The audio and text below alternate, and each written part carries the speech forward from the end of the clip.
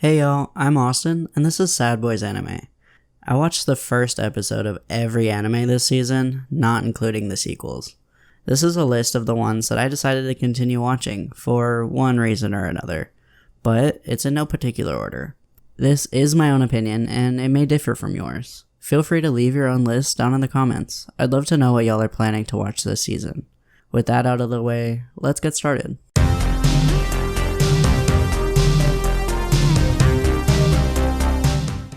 It seems like Jujutsu Kaisen is the one that most people are hype about this season. Like most of y'all, I'm really intrigued with this anime already. It was a really cool first episode. The cold open doesn't always work, but for this show, it did.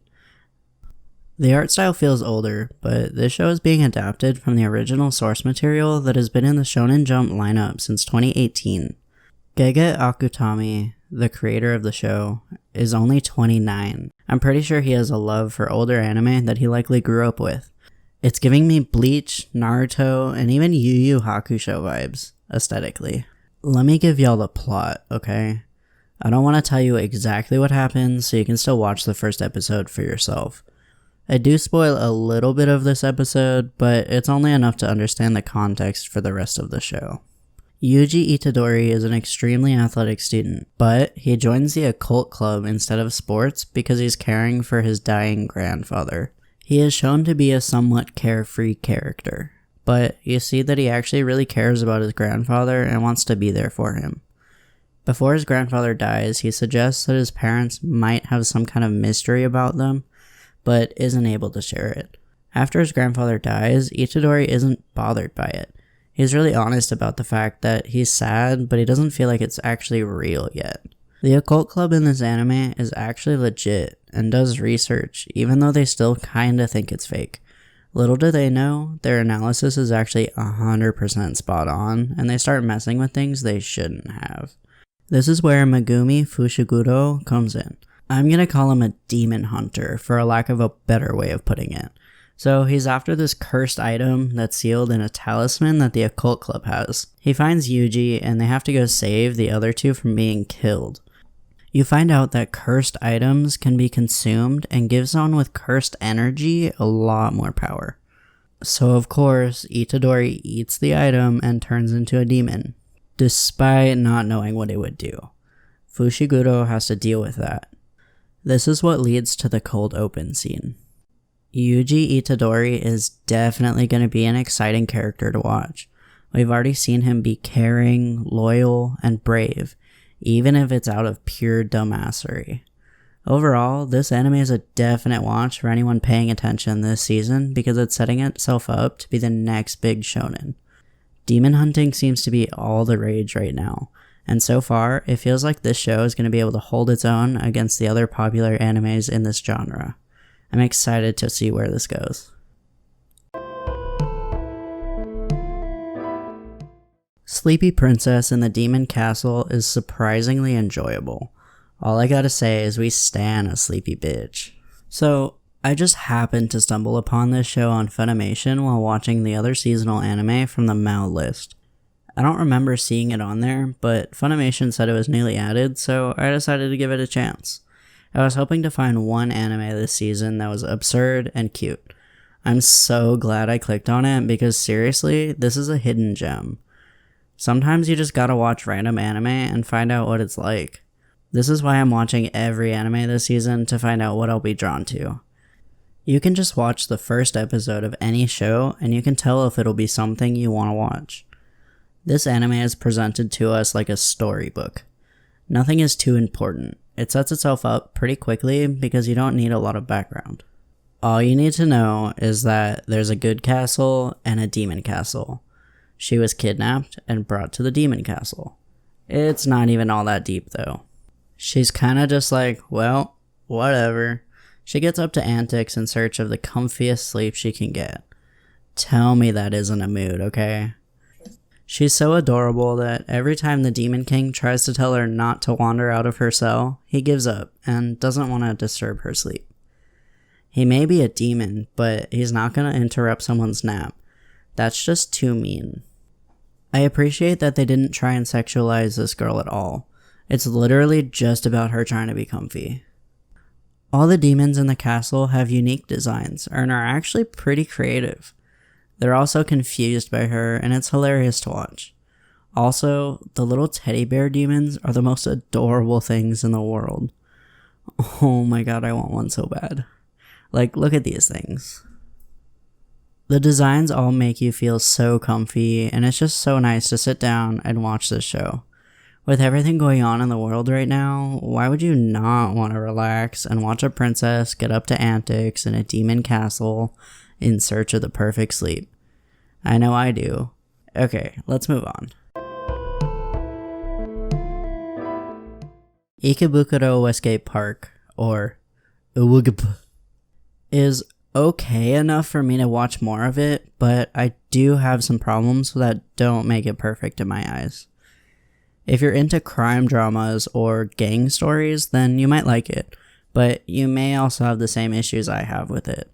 So let's take a look at what those are. The show starts out with a junkie in a car chase trying to escape from the people he presumably didn't pay for the drugs he took. He eventually gets caught by the G-Boys. The G-Boys are basically a gang that's similar to what the Yakuza seems to be. Obviously, I don't exactly know about the Yakuza, but from my understanding, they pretty much keep to themselves and keep crime organized so it doesn't get out of hand. King and Makoto are seen working with the police to take down this other group. It's definitely an interesting dynamic, and I think it could end up being a really cool story. If you like Durarara, this show is pretty similar. It has all the same vibes, but without any of the supernatural elements. I mean, it helps that Ikebukuro is a setting for both of these shows. The character designs grew on me as I kept watching throughout the show. In the beginning, I was like, not sure if I like this style, but by the end of the episode, I was actually really into it.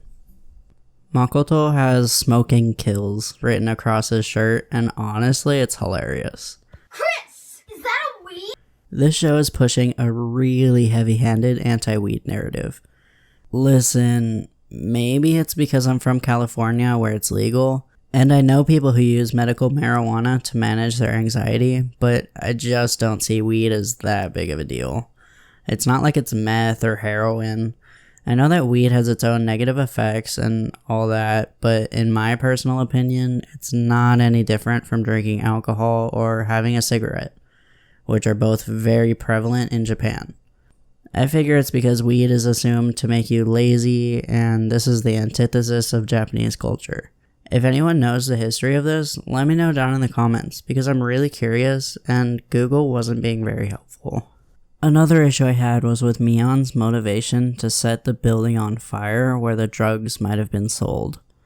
The decision to have her mom be hit by the junkie in the beginning of the show seemed like they missed out on having a much stronger plot. I'm sure they didn't want to have it be that one of the characters we're rooting for is a junkie, but I personally feel like it would have made a more dramatic and emotional narrative if the mom was one. This would make it so Mion's motivation is tied to wanting to get rid of the drugs so her mom couldn't take them anymore. It's just lacking because the same thing could happen with a person who is drunk, but would she go try and destroy a bar for this? I doubt it. Overall, I think this show is pushing too strong of an anti-drug narrative when it's just weed, and it's missing some interesting storytelling because of that. It could still be a fun show if you can get past those issues and if you want to see where it goes. I think I'll keep watching this show because I'm intrigued enough to see what will happen. I was really excited when I heard that Noblesse was getting an anime because this webtoon was something I read in high school. It did have an OVA in the past, but I don't count that for making this a sequel. The story comes from a manhwa posted on Webtoon in 2007, and it concluded in 2019. If you haven't read the original work before watching the anime, you may need a little bit of a plot synopsis, so let me give that to you. This noble vampire guy, Rai, was asleep for 820 years, and wakes up in a completely different world than what he was used to. Frankenstein, who is basically his servant / right-hand man, had been searching for Rai the whole time. He makes a whole school and sets it up so he can watch humans and understand them better while he is still trying to track down his master. When Rai wakes up, he manages to make his way to the school and finds Frankenstein. None of the vampire guys are very good with human knowledge, so he has to go to school and sit in a class with regular humans. Because he is this immortal being who's been asleep for 800 plus years, he's really confused. This gives him deadpan lolly vibes, and it's honestly hilarious. These two kids in his class help him learn about humans. One is a technology nerd, and the other is a lovable delinquent. They help teach Rai about technology and human tendencies. There's a group called the Union that works to experiment on humans. They're trying to develop superhuman powers in these people. Very few of these people being experimented on survive, and even less were able to escape. In the anime, we see M21 and find out about this. He's on a search for who he was and what his past was like before the experiments. Based on my watch of the first episode, it looks like they're streamlining the story a little bit. Honestly, I think it makes sense because this story was 12 years in the making, so there's a lot to cover if they want to do it right. I really like the way they're modernizing it. In the manhwa, they gave Rai a slide open phone, so you can immediately off the bat see that they gave this whole series an upgrade. Watching this show made me really want to go back and read this manhwa again. I'll definitely be watching the rest of this to see how it holds up. Y'all already know I'm gonna talk about the only gay anime this season. From this first episode, I gotta say, I'm really only watching it still because it's lesbian. I'm not super into the character designs, but I appreciate the slow burn of their relationship. The show's plot is pretty basic. Two girls unexpectedly meet because they're both skipping class, and they slowly drift closer together. Be gay and do crimes should be the subtitle of the show. They're not doing anything violent, just simple things like skipping class or standing on the back of a bicycle while the other is riding it. Badass.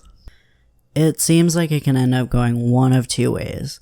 It will either be cute and I'll have no issues with it, or it's going to make me really mad by presenting it as though being gay is somehow bad or criminal.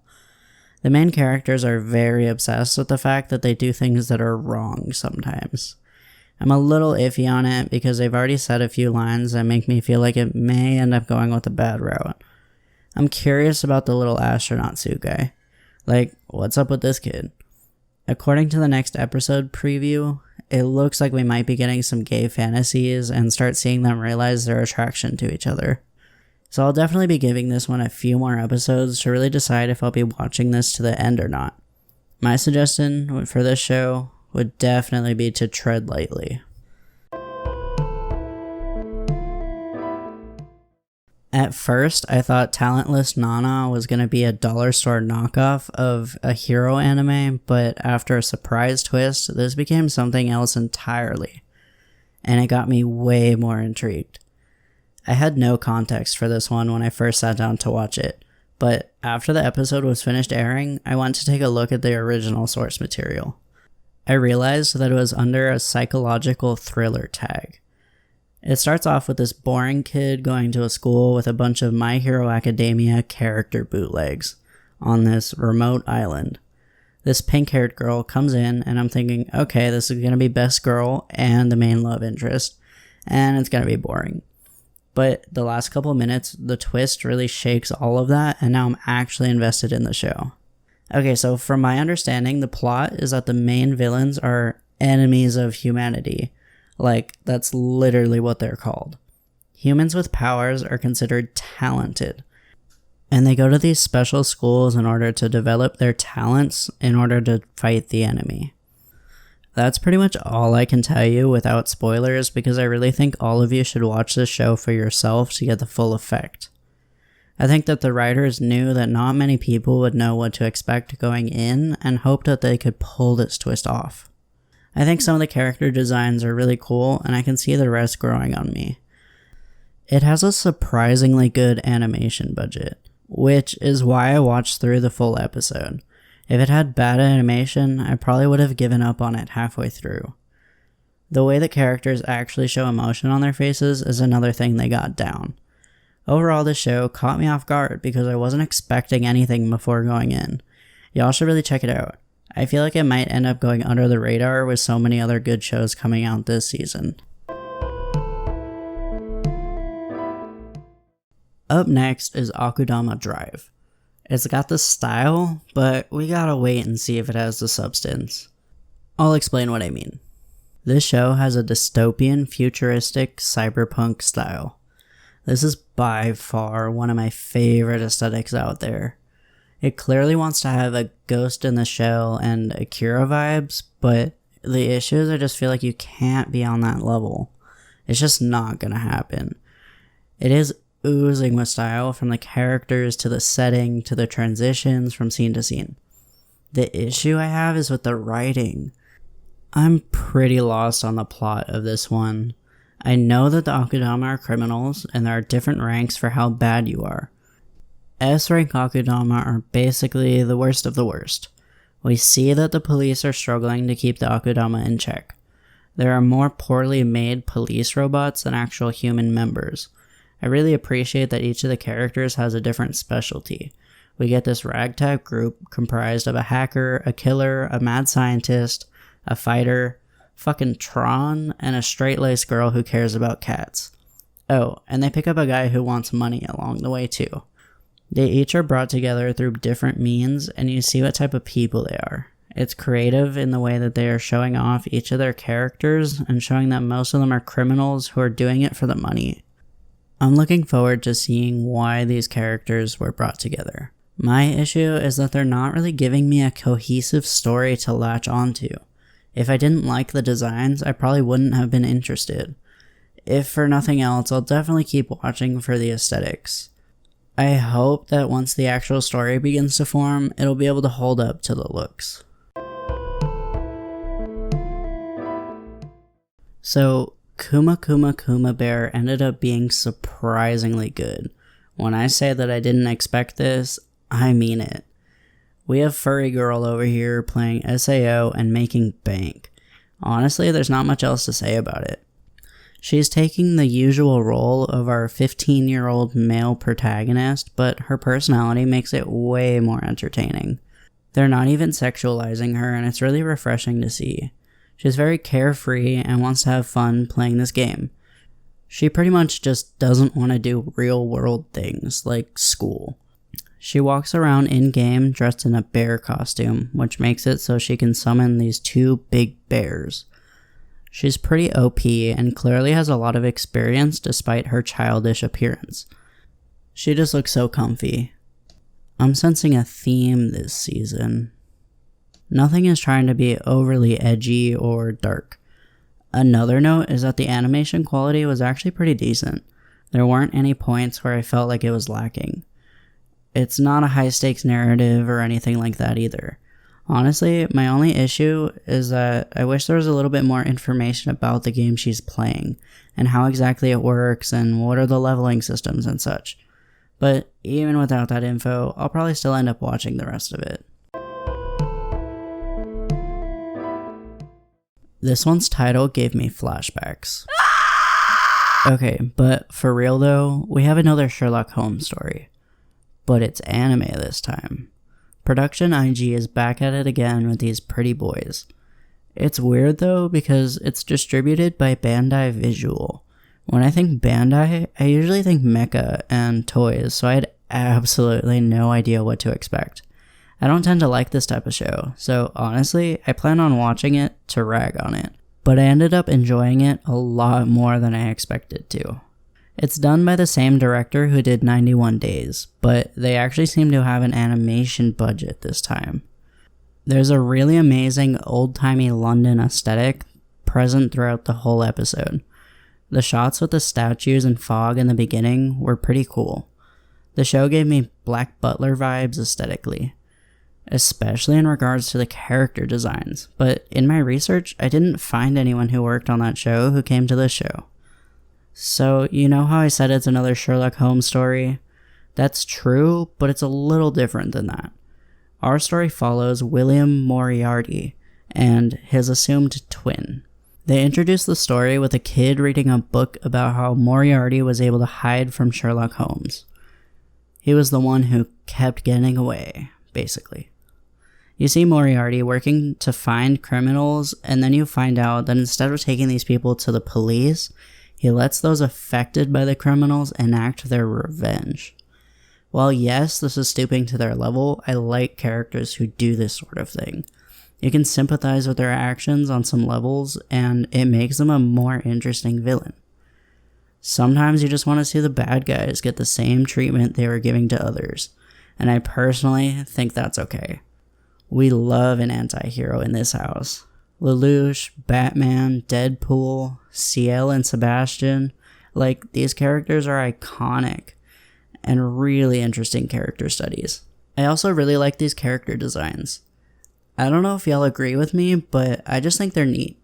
The brown-haired one with the green eyes is probably my favorite. We haven't seen Sherlock or Watson in the anime yet, but I looked it up and they will be involved. Sherlock looks like a tired dad, and Watson looks like a gay uncle, so I'm excited to see them when they come into the story. The art direction and interesting take on the traditional Sherlock Holmes story really makes me curious as to where this anime is going to go. For my second to last show, I want to talk about Wandering Witch: The Journey of Elena. I think this anime is going to fall under the radar for most people because it's not amazing or anything, but it was really sweet, and I would recommend checking it out. Fantasy settings have been so bland lately that I forgot that I actually really like them when they're not just the boring, generic isekai style anime. When you have witches and forests and natural magic, I'll be way more intrigued. I think this anime has a lot going for it. The background art is really grounded in reality, but just different enough to have it be in a fantasy world. There are witches who are living in cities and doing their own thing, and I'm like, whatever. But the Stardust Witch, who lives in the forest in her treehouse, that's my shit, okay? Let's be honest, proper witches live in the forest anyway. All those city witches didn't want to train Elena because they didn't like that she was too good. It's teaching a lesson that you can strive to achieve your goals, but when you don't fail at all, you need to realize that you aren't always the best. The Stardust Witch helps Elena realize that she can't always succeed. It's a really good lesson in showing you that you have to be able to fail and know how to keep going even after failing. It's so cute, and the parents love Elena, and they want to help her achieve her goals. They're so supportive that it's adorable. It's really simple, but honestly, it'll be nice just to sit back and relax and watch this anime. I'm not 100% sold yet, but I am definitely going to keep watching. I want to see this anime get some world building, and explore the rules of the magic as well. Like, the Stardust Witch up and left, and the whole house she had bundled into a ball and just disappeared with her. And Elena was able to store a spare witch's hat and diary just in nowhere. That's so cool, and I want to know more about that. Where does it go? Can anyone do it? Is there a limit? So yeah, I'll be sticking around for this anime to see how it goes. Alright, so for the last entry on this list, obviously we gotta talk about Higurashi. This show has had just a few iterations of its story. 10 video games, a manga, a light novel, 2 seasons of an anime series, an OVA, a TV drama, a live action film. Okay. Y'all get the point. This piece of media has accumulated a huge following of people because of the sheer amount of times it has been done. This season's anime is a remake of the 2006 anime. I actually only watched that one a few years ago because I saw part of it at an anime expo one year. Just based on the first episode, it looks like we're getting pretty much all the same story beats. They even kept the old opening song to the surprise and appreciation of the fans. My first reaction, honestly, was that they cleaned it up. It looks like they gave the old anime a bath and re-released it. I personally feel like this was a smart move because the older art style makes it really hard for newer anime fans to get into these shows. It's one of the most iconic horror anime of all time, and there's a reason for it. So the basic plot, without any spoilers from the first episode, is a little difficult because there's some important stuff that happens in the original, like 3 episodes in. But all the info I'm going to give you is on the fandom wiki, so I'm gonna include it sparingly without explaining it. Keiichi moves into this rural town in Japan and quickly joins this club with a bunch of girls from his school. They pull pranks on each other and hang out. He finds out about some small town secrets that his friends are trying to hide from him, and problems arise from this. What is it about rural small towns that is just so scary? Anyway, so there's this festival to celebrate this guardian spirit of the town, and a curse that goes hand in hand with that. If you haven't seen the original, you wouldn't know about the curse yet, but it's brought up in like the next episode. Basically, this curse stuff is brought up, and then the thriller element of the show really shifts into high gear. For this remake, it seems like they're streamlining the story a little bit more. I looked it up, and they're only making 14 episodes, and it's unconfirmed if they plan to have a second season. As I mentioned, the original anime had 2 seasons and an additional OVA. The first season had 26 episodes. So, based on that, it makes sense that they're really streamlining it to fit the shorter format. But it leaves me with a couple concerns. For one, I'm worried about it being rushed through and not getting a full story. I sat down and watched both the original and the remake at the same time to see a shot-by-shot comparison. They reuse a lot of the same dialogue as the original, but since this is shorter, they're not going to be able to do this for every scene, so it'll be interesting to see the way they take this anime. They are making sure to introduce all the main characters from the very beginning. The original did this too, but it was spaced out and took a little bit more time with it. I do like the way they did the 2020 version though. Like I said, it'll be interesting to see how they go about doing this story with half the episodes. I love that they brought back the voice actors, the character designer, and the opening song. This is honestly done with the fans in mind, unlike Corpse Party, for example. An edit, I wrote this script right after the first episode aired, and since then we have learned that this show won't be a full remake, and they're including new parts, so I'm even more excited to see how it goes. So with that, how are y'all liking the fall 2020 lineup? Did I include any of your favorites? Did you agree or disagree with my list? What are y'all watching this season? Let me know down in the comments. I'll be posting my list of the worst shows this season next week, so stay tuned for that. As always, like and subscribe if you enjoyed. Happy Halloween!